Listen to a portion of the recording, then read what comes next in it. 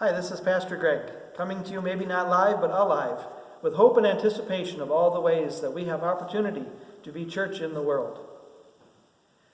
Reading the Gospel from John for this coming Sunday, March 7th, and it's one that's kind of always thrown me off.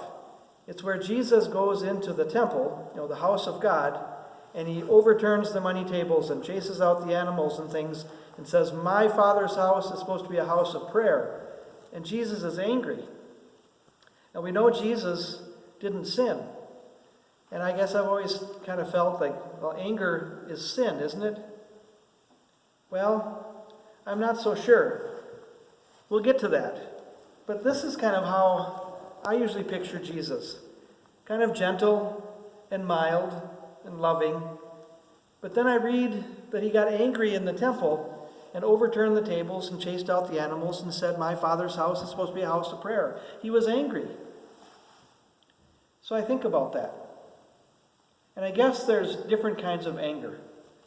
We can be angry and lash out and head towards revenge and those kinds of things.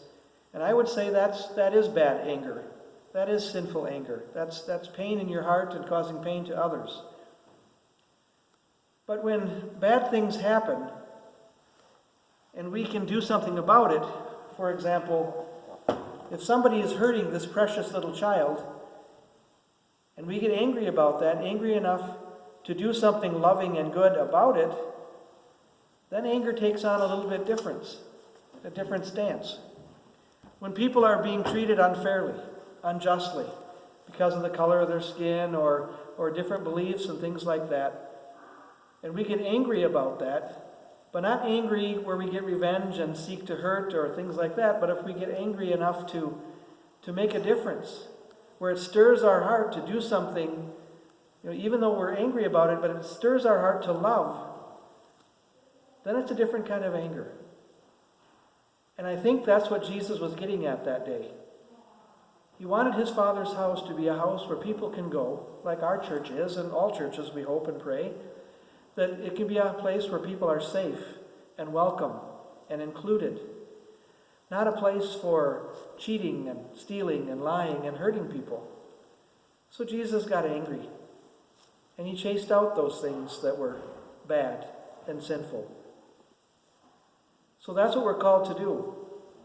We are called to watch and pray for things in the world that are unjust. We're called to watch and pray about situations and people who maybe aren't included, who maybe are excluded for any kind of reason at all. And we're called to get angry out of love, to do something about that, and to make a difference. To remind them that Jesus, the God of love, wants us all to be part of his kingdom, wants us all to be welcome and included.